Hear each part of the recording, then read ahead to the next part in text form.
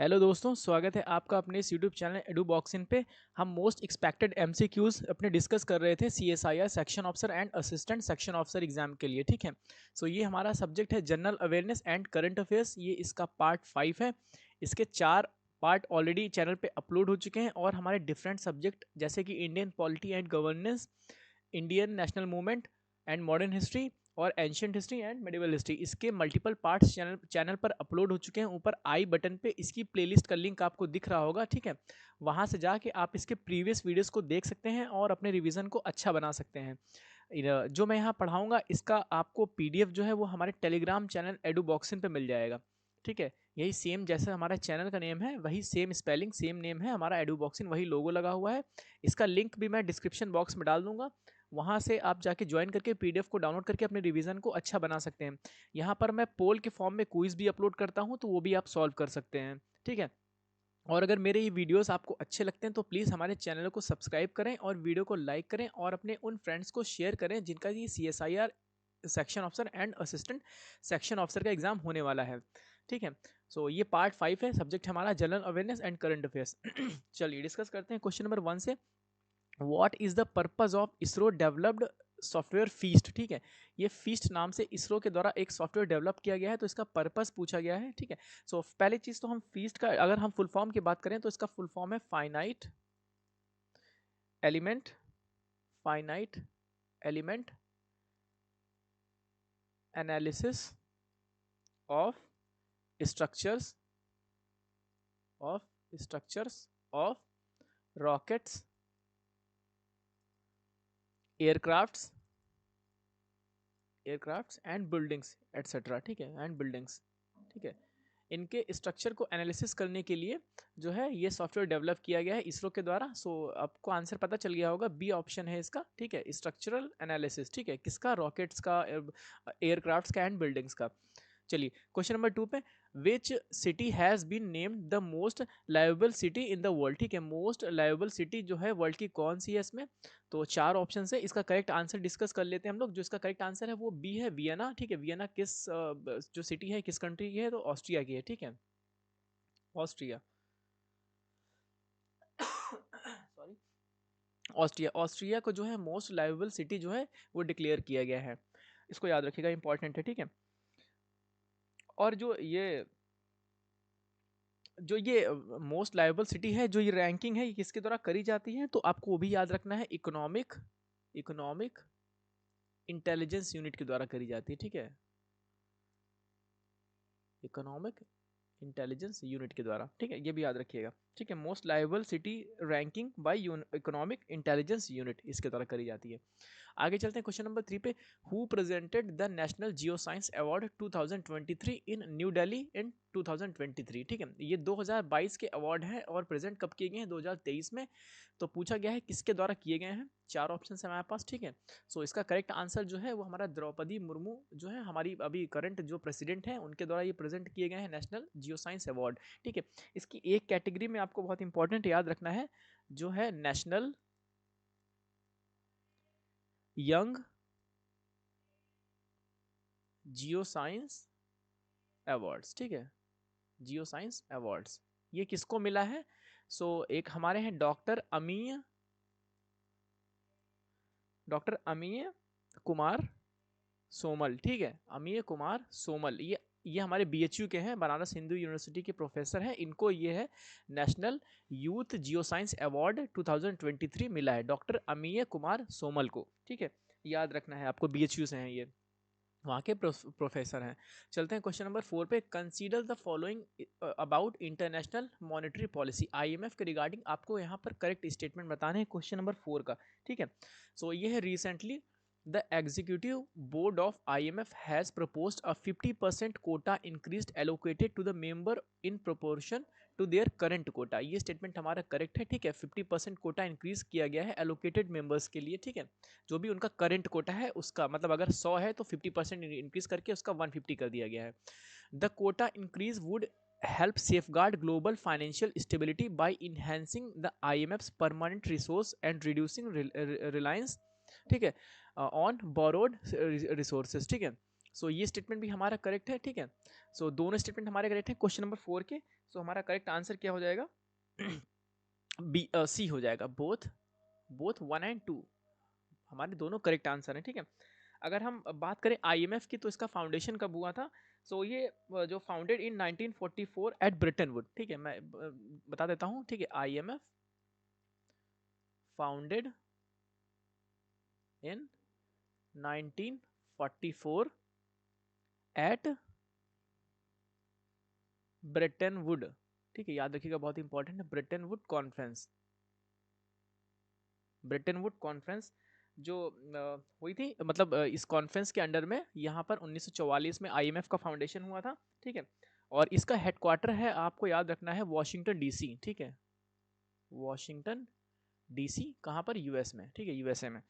और जो ये 1944 में बना था, बट ये काम करना कब से स्टार्ट किया था? केम इनटू फोर्स, आपको याद रखना है, ठीक है, केम इनटू फोर्स 1945, 1945 में इसने अपना काम स्टार्ट किया था। तो दो चार चीज़ें आपको याद रखनी है कि ये इसका इस्टेब्लिशमेंट कब हुआ था, तो 1944 में हुआ था एट ब्रिटेन वुड कॉन्फ्रेंस। इसका हेडक्वार्टर है वॉशिंगटन डीसी, यूएसए में। और फोर्स में कब आया? केम इनटू फोर्स 1945, ठीक है। चलिए ठीक है। और हाँ, ये एक स्पेशलाइज्ड एजेंसी है, किसकी? यूएन की, ठीक है, स्पेशलाइज एजेंसी ऑफ यूएन, ठीक है, मतलब एक यूएन की स्पेशल एजेंसी है, वो भी याद रखना है। आगे चलते हैं क्वेश्चन नंबर 5 पे।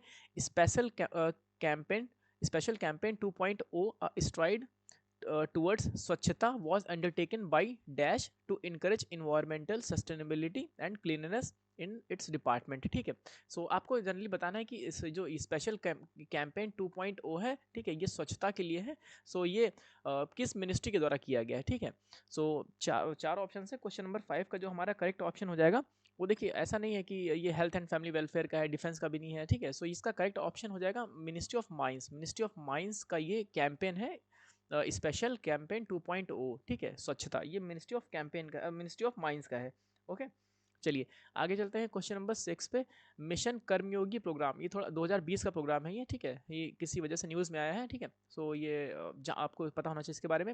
मिशन कर्मयोगी इस प्रोग्राम इस फॉर, ठीक है, ये मिशन कर्मयोगी प्रोग्राम किसके लिए है? डॉक्टर्स के लिए है, वुमेन एंटरप्रेन्योर्स के लिए, सिविल सर्वेंट्स के लिए, या कंस्ट्रक्शन वर्कर्स के लिए। तो क्वेश्चन नंबर 6 का जो हमारा करेक्ट ऑप्शन हो जाएगा, ये हमारा सी हो जाएगा, सिविल सर्वेंट्स के लिए, ठीक है। सिविल सर्वेंट्स के लिए मिशन कर्मयोगी जो है, ये 2020 में लॉन्च किया गया था। और इसका दूसरा नाम क्या है? National national civil service capacity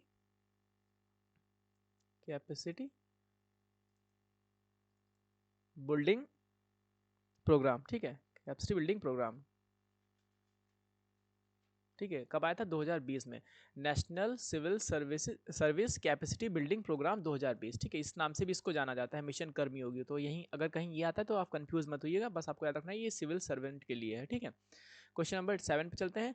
Indian women cricket team defeated which team in the final to win a gold medal in Asian Games 2023? 2023 Asian Games में इंडियन वुमेन क्रिकेट टीम ने किसको डिफीट किया है? सो क्वेश्चन नंबर 7 का जो हमारा correct option हो जाएगा, वो हमारा श्रीलंका हो जाएगा, ठीक है। श्रीलंका हमारा पड़ोसी देश है, ठीक है, श्रीलंका, उसको डिफीट किया था इंडियन वुमेन क्रिकेट टीम ने, कहाँ पर? एशियन गेम्स 2023 में, ओके। चलिए चलते हैं क्वेश्चन नंबर 8 पे। Which of the following correctly explain the term Muziris, ठीक है, ये मुजीरिस टर्म है, रिसेंटली न्यूज़ में था, तो ये पूछा गया है, ये क्या है? ये एक ट्राइबल कम्युनिटी है मणिपुर की, ट्रेडिशनल डांस फॉर्म है नॉर्थ ईस्ट इंडिया की, and ancient port city of Malabar coast in southern India, या a new species of fish discovered in Chilka lake. So question number 8 का जो हमारा करेक्ट ऑप्शन हो जाएगा, वो हमारा सी हो जाएगा, ठीक है। ये एक एंशियंट पोर्ट सिटी अभी हाल ही में डिस्कवर हुई है, कहाँ पर? मालाबार कोस्ट में, साउथ इंडिया में। मालाबार कोस्ट कहाँ पर है? तो आपको स्टेट याद रखना है, केरला, ठीक है, केरला स्टेट में ये एंशियंट पोर्ट सिटी डेवलप मतलब डिस्कवर हुई है, ओके। मुजरिस इसका नाम है, मुजरिस, याद रखिएगा, इंपॉर्टेंट है। उल्टे पुल्टे नाम जो है एग्जाम्स में आते हैं कि ये जो है न्यूज़ में था, ये किस चीज़ से रिलेटेड है। तो मुजरिस एक एंशियंट पोर्ट सिटी है मालाबार की, सदर्न इंडिया में, ठीक है। Question number 9। India signed the economic cooperation and trade agreement with which country, ठीक है। ये एक मतलब एक ये जो है एग्रीमेंट है economic cooperation and trade agreement है ECTA, ये इंडिया ने किस कंट्री के साथ साइन किया है? Question number 9। सो इसका जो करेक्ट ऑप्शन है वो हमारा ऑस्ट्रेलिया है, ठीक है। ऑस्ट्रेलिया के साथ ये एग्रीमेंट साइन हुआ है अभी। सो ये न्यूज़ में इस वजह से आया है। और हाँ ठीक है, ऑस्ट्रेलिया, ठीक है, ऑस्ट्रेलिया इसका करेक्ट आंसर है। तो आपको याद रखना है कि ये एग्रीमेंट है economic cooperation and trade agreement, ये इंडिया और ऑस्ट्रेलिया के बीच में साइन हुआ है 2023 में, आपको याद रखना है। आगे चलते हैं क्वेश्चन नंबर 10 पे। Consider the following statement regarding Ayushman Bharat प्रधानमंत्री जन आरोग्य योजना, ठीक है, ABPM जय, ठीक है, इसके रिगार्डिंग आपको बताने हैं correct statement. So it was launched in September 2018 and offers a secondary and tertiary care service to the vulnerable population in the society, ठीक है। सो ये हमारा करेक्ट है पहला स्टेटमेंट। दूसरा स्टेटमेंट देखते हैं, the beneficiaries as identified by the least socio economic caste census data, ये भी हमारा करेक्ट है। कास्ट सेंसस डेटा के बेसिस पे जो है ये हम मतलब आइडेंटिफाई करेंगे बेनिफिशरीज को। Women account for approximately 49% of the total Ayushman card created, ठीक है। सॉरी, जो टोटल आयुष्मान कार्ड क्रिएट किए गए हैं उसमें 49% जो है अप्रॉक्सीमेट किसके हैं, वो होल्डर कौन है, उसके वुमेन्स है। ये स्टेटमेंट भी हमारा करेक्ट है। तो तीनों ही स्टेटमेंट हमारे करेक्ट हैं, तो इसका आंसर हो जाएगा D, all are correct. Question number 10 का हो जाएगा all are correct. Okay, question number 11, project Naman which was recently in news was launched by, ठीक है, ये प्रोजेक्ट नमन है, हाल ही में न्यूज में था, ये बोला गया है किसके द्वारा लॉन्च किया गया है। क्वेश्चन नंबर 11, ठीक है। सो क्वेश्चन नंबर 11, सो इसका जो हमारा करेक्ट ऑप्शन हो जाएगा वो हमारा हो जाएगा इंडियन आर्मी के द्वारा प्रोजेक्ट नमन लॉन्च किया गया है, ठीक है। ये क्या है, ये एक ग्रीवांस रेडरेसल, ठीक है, ग्रीवांस रेडरेसल सेंटर है, ठीक है, grievance redressal centre for veterans and the kin of personnels who lost their lives, ठीक है, हु लॉस्ट देयर लाइव्स, ठीक है। हाँ, सो ये एक मतलब ग्रीवांस रेड्रेसल सेंटर है किसके लिए, veterans and the kin of personnels who lost their lives, ठीक है, मतलब उनके करीबियों की, मतलब जो भी हमारे आर्मी सोल्जर्स हैं या जो भी हमारे पर्सनल्स हैं जिन्होंने अपनी लाइफ को मतलब सेक्रीफाइस दिया है, सो उनके फैमिली मेम्बर्स के लिए ये एक ग्रीवांस रेड्रेसल सेंटर है, ठीक है, प्रोजेक्ट नमन, ठीक है।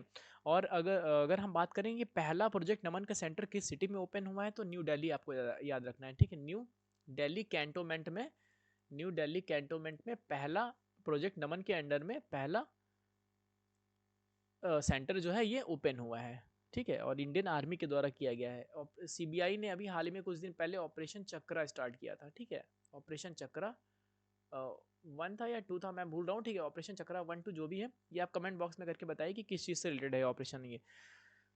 Question number 12, blast pass recently in news is seen is linked to which of the following fields, ठीक है, ये ब्लास्ट पास्ट है, ये किस फील्ड से रिलेटेड है, बॉम्ब डिटेक्टर है, ये बायोटेक्नोलॉजी है, साइबर सिक्योरिटी से रिलेटेड है, ये DNA सीक्वेंसिंग से है।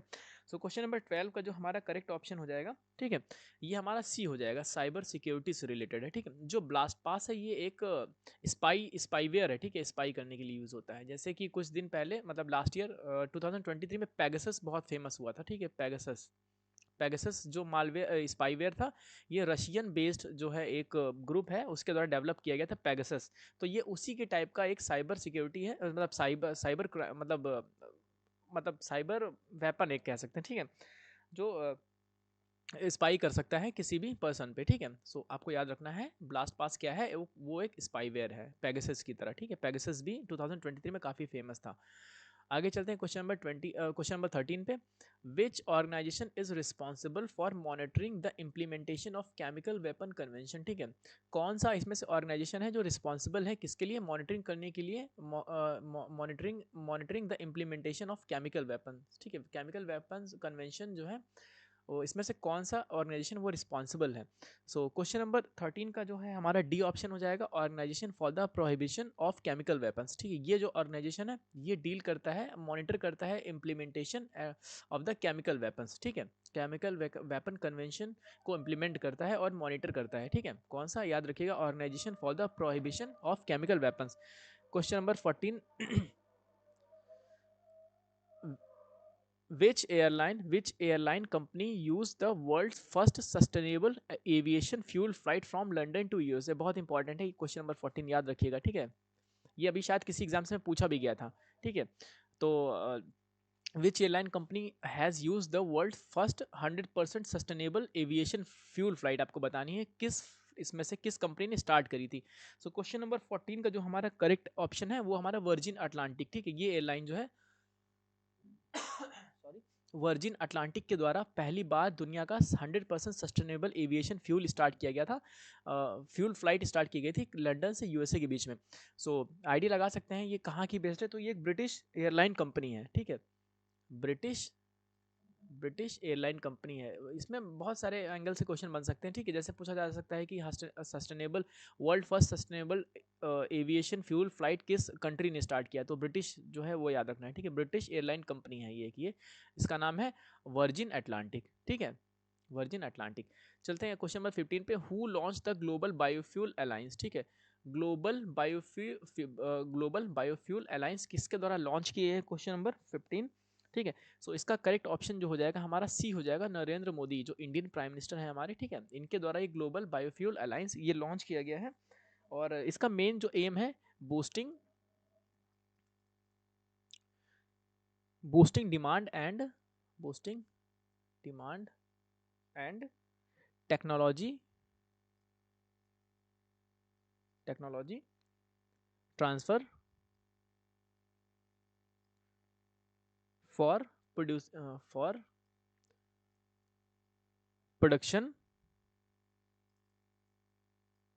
Of biofuels. ठीक है, मेन इसका एम या गोल ये है biofuels, boosting demands and technology transfer for production of biofuels. ठीक है, ये इसका जो है मेन एम है या मेन गोल है और ये जो है लॉन्च किसके द्वारा किया गया है, तो प्राइम मिनिस्टर नरेंद्र मोदी जी के द्वारा लॉन्च किया गया है। क्वेश्चन नंबर 16 पे चलते हैं, who has became first women speaker of Odisha legislative assembly. ठीक है, ओडिशा लेजिस्लेटिव असेंबली की पहली वुमेन स्पीकर कौन है, बहुत न्यूज़ में था ये, तो आपको याद रखना है ये है प्रमिला मलिक। ठीक है, प्रमिला मलिक जो है ये पहली वुमेन स्पीकर हैं ओडिशा लेजिस्लेटिव असेंबली की, और ये किस पार्टी से आती हैं, तो भारतीय जनता पार्टी बीजेपी से आती हैं। ठीक है, ये याद रखिएगा, इंपॉर्टेंट है, मतलब ये पार्टी मत याद रखिएगा, क्वेश्चन याद रखिएगा किस स्टेट की हैं। अगर कहीं स्टेट भी पूछा जाता है कि ऐसा पूछा सकता है कि Pramila Malik became the first women speaker of which of the following state legislative assembly, तो आपको उड़ीसा याद रखना है। ठीक है, question number 17, consider the following statement regarding international seabed authority and deep sea mining. Question number 17, सो देख लेते हैं इसमें करेक्ट स्टेटमेंट कौन से हैं, करेक्ट हमको बताने हैं। It regulates deep sea mining only in the exclusive economic zone of the country as well as ocean beyond the jurisdiction of any littoral country. ठीक है, एक तो ये है कि एक तो हम डीप सी माइनिंग कर सकते हैं अपना जो हमारा एक्सक्लूसिव इकोनॉमिक जोन है उसके द्वारा, और बाकी बाहर भी कर सकते हैं। ठीक है, सो ये स्टेटमेंट हमारा इनकरेक्ट है, क्योंकि हम सिर्फ हमारा जो हमको अलॉट हुआ है एरिया, ठीक है, जिसे हम EEZ कहते हैं, ठीक है, शॉर्ट फॉर्म में इसे हम EEZ कहते हैं, एक्सक्लूसिव इकोनॉमिक जोन कहते हैं, जो 200 माइल्स एक जो कोस्ट लाइन होता है उसके 200 माइल्स तक का एरिया होता है वो। ठीक है, हर कंट्रीज का, सो उसमें ही हम जो है डीप सी माइनिंग कर सकते हैं। बाकी ये जो लिखा हुआ है कि बियॉन्ड, ठीक है, यहाँ लिखा है ना as well as beyond the jurisdiction, तो ऐसा कुछ नहीं है, आप सिर्फ अपने एरिया में कर सकते हैं। सो ये हमारा इनकरेक्ट हो जाएगा। और it functions under the edges of अनक्लॉज, UN clause. ठीक है, ये हमारा करेक्ट स्टेटमेंट है। ठीक है, यूएन क्लॉज हमारा जो करेक्ट स्टेटमेंट है। सो ओनली बी हमारा करेक्ट आंसर हो जाएगा, ओनली बी। ठीक है, मतलब ओनली 2 हमारा करेक्ट आंसर हो जाएगा। इंटरनेशनल सीबेड अथॉरिटी जो है, ठीक है, ये इंटर गवर्नमेंटल बॉडी है, इस्टेब्लिश कब हुई थी अगर इसकी बात करें हम, इंटरनेशनल सीबेड अथॉरिटी, मैं लिख ही देता हूँ यहाँ पर। ठीक है, इंटर नेशनल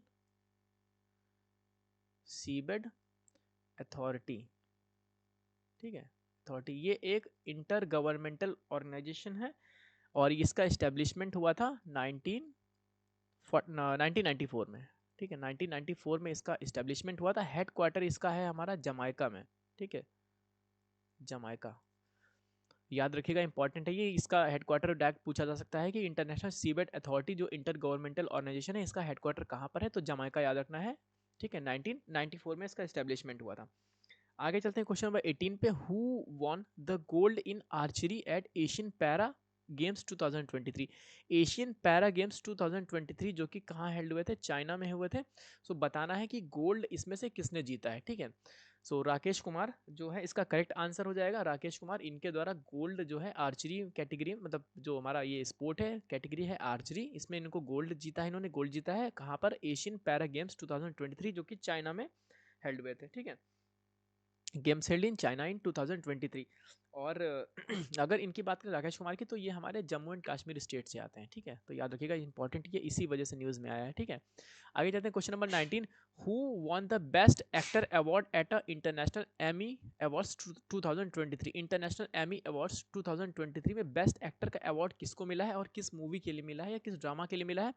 सो क्वेश्चन नंबर 19 का जो हमारा करेक्ट ऑप्शन हो जाएगा वो हमारा मार्टिन फ्रीमैन हो जाएगा, ठीक है। मार्टिन फ्रीमैन जो है, इनको बेस्ट एक्टर का अवार्ड मिला है किसमें, इंटरनेशनल एमी अवार्ड्स 2023 में। किस ड्रामा के लिए मिला है, तो इनका ड्रामा भी याद रखना है, पूछा जा सकता है आपसे, ठीक है। So the responder, the responder, ठीक है। द रिस्पॉन्डर एक ड्रामा है। इस ड्रामा के लिए मार्टिन फ्रीमैन को बेस्ट एक्टर का अवार्ड मिला है, ठीक है, इंटरनेशनल एमी अवार्ड्स 2023 में। चलते हैं आगे। Super bike championship 2023 held in which of the following city, ठीक है। ये भी काफी न्यूज में था, डिस्कस करेंगे किस लिए न्यूज में था, ठीक है। सो सुपर बाइक चैंपियनशिप 2023 आपको बताना है कि किस सिटी में हेल्ड हुआ है। सो इसका जो हमारा करेक्ट ऑप्शन हो जाएगा डी हो जाएगा, कुआलालंपुर मलेशिया, ठीक है। मलेशिया में ये हुआ है। क्वेश्चन नंबर 20, ठीक है। कुआलालंपुर मलेशिया में हुआ है। और यहाँ पे क्या हुआ है कि एक चेन्नई का एक मतलब पर्सन है, ठीक है। क्या नाम है उनका, थोड़ा अजीब सा नाम है, जियोफ्रे। अगर मैं प्रोनाउंसिएशन गलत कर रहा हूँ तो उसके लिए सॉरी। जियोफ्रे एमेनु ई मैनुअल, ठीक है, ई मैनुअल, ठीक है, ये इनका नाम है। GEOFFREY, जियोफ्रे, मैनुअल, EMMANUL, ठीक है, ई मैनुअल, ठीक है। ये जो है इंडियन है, इन्होंने डेब्यू किया है, ठीक है। कहाँ पर इन्होंने डेब्यू किया है, इन सुपर बाइक चैंपियनशिप 2023 जो कि हेल्ड हुई है मलेशिया में, ठीक है। ये कहाँ के रहने वाले हैं, तो चेन्नई के, ठीक है, चेन्नई के ये पर्सन है और इन्होंने डेब्यू किया है सुपर बाइक चैंपियनशिप 2023 में जो कि हेल्ड हुई है कुआलालंपुर में। तो यहाँ से भी मल्टीपल क्वेश्चंस पूछे जा सकते हैं। क्वेश्चन नंबर 21 पे, which of the following statement is incorrect? यहाँ पर आपको इनकरेक्ट स्टेटमेंट बताने हैं। Sendai framework for disaster disaster reduction 2015-30, ठीक है। सो इसके रिगार्डिंग आपको इनकरेक्ट स्टेटमेंट बताने हैं। क्वेश्चन नंबर 21, ठीक है। So 21, it aims to guide the multi hazard management of disaster risk, ये हमारा करेक्ट स्टेटमेंट है। The framework is binding on the signatory nations, ठीक है। सो यही स्टेटमेंट हमारा इनकरेक्ट है क्योंकि यहाँ पर इनकरेक्ट पूछा गया है। सो हमारा बी ऑप्शन हो जाएगा, ठीक है। क्योंकि कोई भी एग्रीमेंट होता है वो बाइंडिंग नहीं होता है, ठीक है। जो भी डिजास्टर हो या कुछ होते हैं, मतलब ऐसा नहीं कि सारे होते हैं, कुछ बाइंडिंग होते हैं पर कुछ नॉन बाइंडिंग होते हैं। तो ज़्यादातर जो होते हैं नॉन बाइंडिंग होते हैं, ठीक है। तो यही स्टेटमेंट हमारा करेक्ट हो जाएगा। बाकी सारे हमारे करेक्ट हैं। It aims to substantially reduce global disaster mortality by 2030, ये भी हमारा करेक्ट है। और डी ऑप्शन जो है, it envisages substantially increasing the number of countries with national and local disaster risk reduction strategies by 2023, ये भी हमारा करेक्ट है, ठीक है। तो यहाँ पर इनकरेक्ट पूछा गया तो बी हमारा इनकरेक्ट है, ठीक है। बाइंडिंग नहीं है, ये नॉन बाइंडिंग है। क्वेश्चन नंबर 22 पे चलते हैं। विच of the following launch the inflation expectation survey of household IESH इन जनवरी 2023, ठीक है। ये एक इन्फ्लेशन एक्सपेक्टेशन सर्वे है, ये किसके द्वारा लॉन्च किया गया है? सो क्वेश्चन नंबर 22 का जो हमारा करेक्ट ऑप्शन हो जाएगा वो सॉरी सी हो जाएगा, आरबीआई के द्वारा लॉन्च किया गया है, ठीक है। इन्फ्लेशन एक्सपेक्टेशन सर्वे, आरबीआई का फाउंडेशन आपको याद रखना है, founded in April 1, founded in on 1 अप्रैल 1935, ठीक है। 1 अप्रैल 1935 में इसका फाउंडेशन हुआ था और इसका हेडक्वार्टर जो है कहाँ पर है, मुंबई में है, ठीक है, मुंबई में है। और अभी इसके प्रेजेंट गवर्नर कौन है? शक्ति कांता दास, ठीक है, शक्ति कांता दास, ठीक है। अगर एक एक चीज़ में एक फैक्ट और मैं आपको बताऊं, अगर इसका फाउंडेशन हुआ था, ठीक है, तो स्टार्टिंग में कोलकाता में हुआ था, ठीक है, कोलकाता में इसका फाउंडेशन हुआ था, बाद में इसका हेडक्वार्टर जो है मुंबई बनाया गया था, तो वो भी याद रखना है। क्वेश्चन नंबर 23 पे चलते हैं। Who one the FIDE world cup 2023? जो ये फाइड वर्ल्ड कप है, चेस, एक चेस इवेंट है ये, ठीक है, इंटरनेशनल चेस इवेंट है, चेस इवेंट है, 2023 में किसके द्वारा जीता गया है? क्वेश्चन नंबर 23 का जो हमारा करेक्ट ऑप्शन हो जाएगा वो मैग्नस कार्लसन हो जाएगा, ठीक है, मैग्नस कार्लसन को द्वारा जीता गया है, ठीक है। और इन्होंने किसको हराया है? तो ये हमारा इंडियन जो ये हमारा चेस मास्टर ग्रैंड मास्टर है प्रज्ञानंदा, ठीक है, इनके द्वारा इनको हराया है, तो ये रनर अप है। कहीं क्वेश्चन ये भी पूछा सकता है कि रनर अप कौन था फाइट का, क्योंकि आप इंडियन है तो हो सकता है कि मैग्नस कार्लसन का ना पूछ करके ये पूछा जाए कि रनर अप कौन थे फाइट वर्ल्ड कप 2023 के, तो प्रज्ञानंदा, ठीक है, ये हैं ग्रैंड मास्टर, ठीक है, तो याद रखना है आपको ये। आगे चलते हैं क्वेश्चन नंबर 24 पे। Which state has bagged the first position in national water award 2022, ठीक है, और हेल्ड कब हुआ था? 2023 में। जो ये नेशनल वाटर अवार्ड 2022 हैं, ये मई 2023 में हेल्ड हुए थे, इसमें किसने फर्स्ट पोजीशन अचीव करी है, ठीक है। सो क्वेश्चन नंबर 24 का जो हमारा करेक्ट ऑप्शन, ये इसका 4th एडिशन है, ठीक है, 4th एडिशन है इसका, इसके पहले 3 और हो चुके हैं, ठीक है, उस पर हम कभी फिर बाद में बात करेंगे। तो ये नेशनल वाटर अवार्ड 2022 का 4था एडिशन है, ये किसके द्वारा जीता गया है? सो आपको याद रखना है जो इसका करेक्ट आंसर है वो हमारा एमपी है, मध्य प्रदेश स्टेट ने बैक करी है पोजीशन, फर्स्ट पोजीशन, ठीक है, नेशनल वाटर अवार्ड 2022 जो कि हेल्ड हुई है 2023 में, ठीक है। ये एडिशन इसका 4th है। ये आगे चलते हैं लास्ट क्वेश्चन पे 25 पे। First international museum expo 2030 will be inaugurated eight which of the following places, ठीक है, ये पहला इंटरनेशनल म्यूजियम एक्सपो 2023 है, ये किस सिटी में जो है स्टार्ट किया गया है, इनॉग्रेट किया गया है, और किसके द्वारा, ठीक है, किसके द्वारा तो हम अभी डिस्कस कर लेंगे, फिलहाल कहाँ हुआ है ये आपको याद रखना है। सो बी ऑप्शन है इसका new Delhi, capital city of India, ठीक है, न्यू दिल्ली, यहाँ पर इनॉग्रेट किया गया है, किसके द्वारा? प्राइम मिनिस्टर मोदी जी के द्वारा, ठीक है, नरेंद्र मोदी के द्वारा इनॉग्रेट किया गया है न्यू दिल्ली में। क्या? फर्स्ट इंटरनेशनल म्यूजियम एक्सपो 2023, ठीक है, कहाँ पर किया गया है? प्रगति मैदान में, ठीक है, प्रगति मैदान में, तो ये भी आपको याद रखना है, ठीक है। लोकेशन तो नहीं पूछेगा, जगह नहीं पूछेगा, बस आपको सिटी पता होनी चाहिए, ठीक है, कि कहाँ पर हुआ है। सो होप सो आपको ये वीडियो और ये क्वेश्चंस अच्छे लगे होंगे, और अच्छे लगे होंगे तो प्लीज़ हमारे चैनल को सब्सक्राइब करें और वीडियो को लाइक करें। सो मिलते हैं नेक्स्ट वीडियो में। हाँ, इसका PDF आपको टेलीग्राम चैनल पर मिल जाएगा, ठीक है, मैं फिर से आपको याद दिला देता हूँ एक बार, टेलीग्राम चैनल पर। ओके, सो मिलते हैं नेक्स्ट वीडियो में, तब तक के लिए all the best, thank you.